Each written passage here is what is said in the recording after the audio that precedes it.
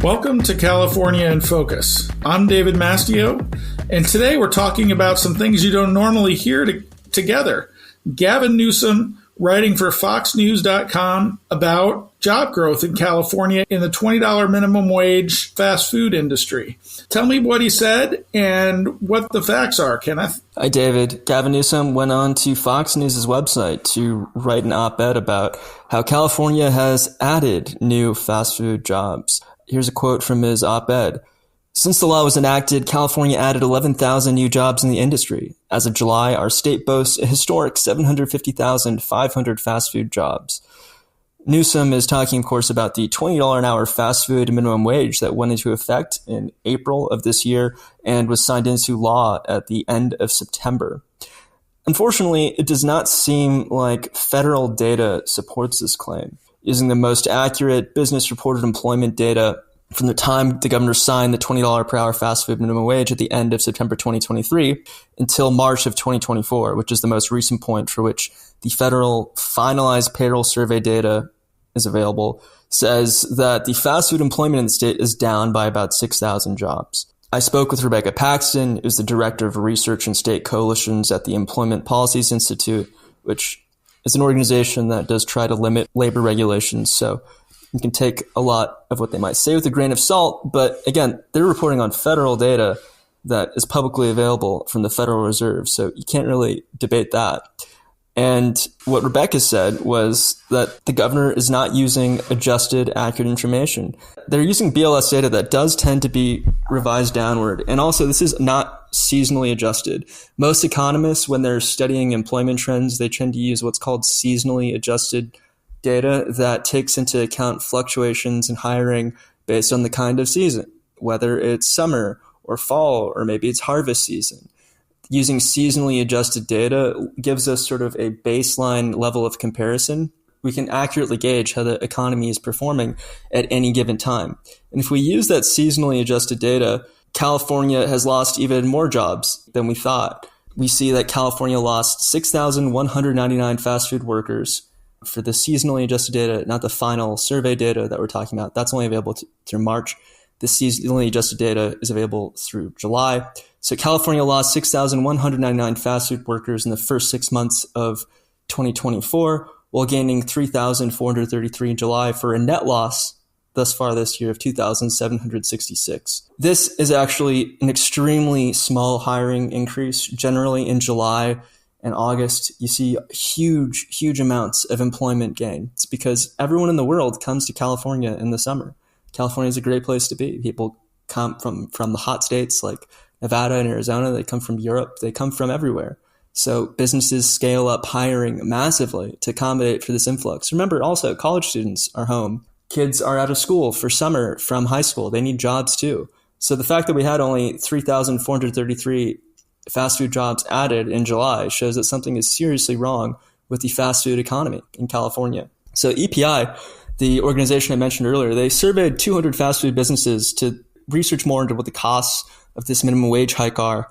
So 98% of the restaurants surveyed raised menu prices, 89% reduced employee hours, 73% reduced employee shift pickup or overtime opportunities, and 70% have consolidated or, less fancily, fired staff as a result of the wage law.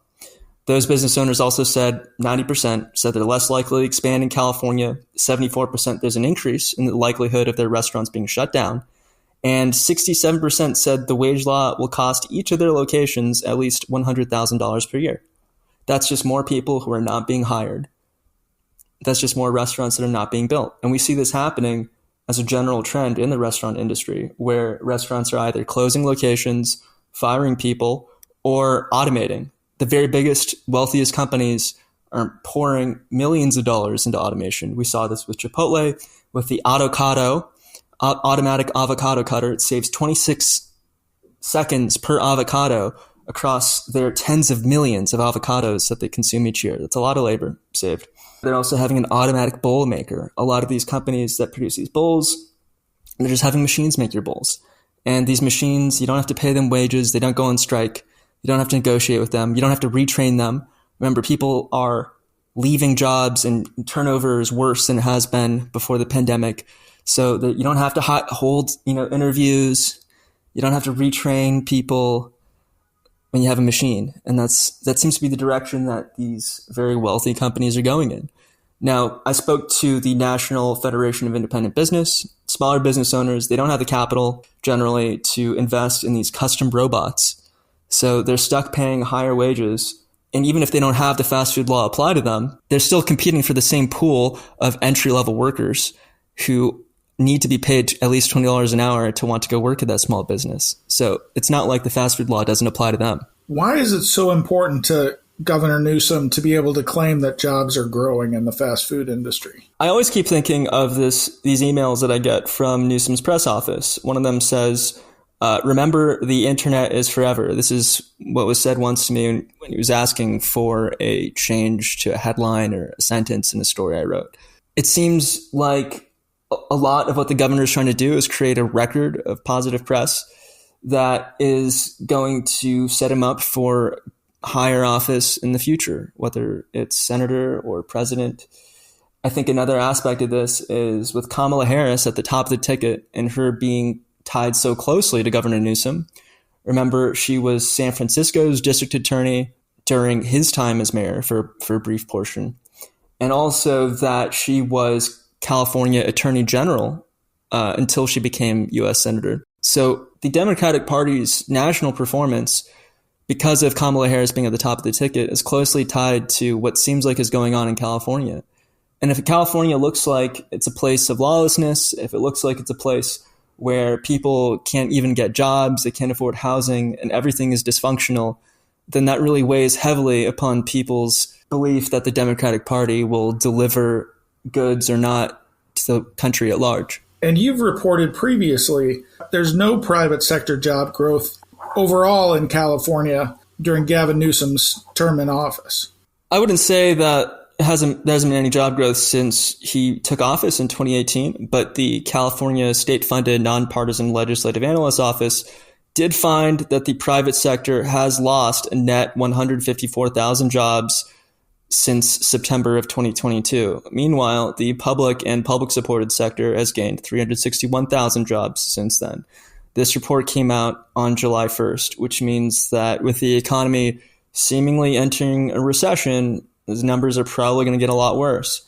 And this means that the state economy has only been held up by vast amounts of government spending and hiring since 2022.